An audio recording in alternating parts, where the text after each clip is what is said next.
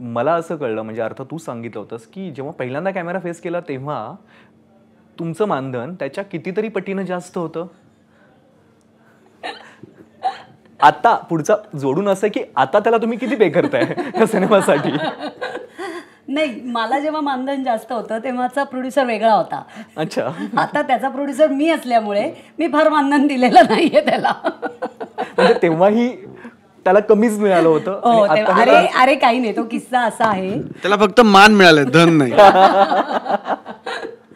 तो किस्सा असा आहे, निशिकांत कामत आपला, बरोबर. तो पुण्यामध्ये, आम्ही पुण्यात जेव्हा होतो म्हणजे लग्नाच्या आधी, तो पुण्यामध्ये एक सिरियल शूट करत होता आणि हिंदी सिरियल होती. अनुप सोनी आणि चिन्मयी होती, सुमित होते, असे सगळेच जण होते त्यात. सो प्रसादचा स्ट्रगलिंग पिरियड सुरू झाला होता. प्रसादनी त्यातला एक सीन त्याला शूट कर, म्हणजे गेस्ट अपीरन्स सारखा एक सीन होता काहीतरी, आणि निशी मित्र होता म्हणून निशीबरोबर तो काम करत होता. तर मी ते शूटिंगला त्याला सहज भेटायला म्हणून गेले. आमचं नुकतंच जमलं होतं तेव्हा. आणि निशीची माझी ओळख होती.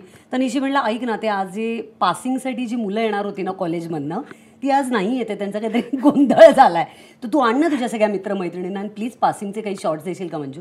म्हणलं हां देईन, काय ते, मला मी रिकामटेकडीच होते आणि ह्याच्याच बरोबर फिरत होते, त्यामुळे मी हो म्हणले. माझ्याही आणि 4 मित्रमैत्रिणींना घेऊन आले. सो झालं असं की मी कंटिन्युटीमध्ये अडकले, त्यामुळे मी रोज शूटिंग करत होते. आणि एक सीझन माझं संपलं, करिअर संपलं. तर मी त्यावेळेला साधारण एवढी थप्पी घेऊन घरी गेले काही दिवसांनी, आणि तो काहीतरी अशा 2 किंवा 3 नोटा घेऊन घरी गेला.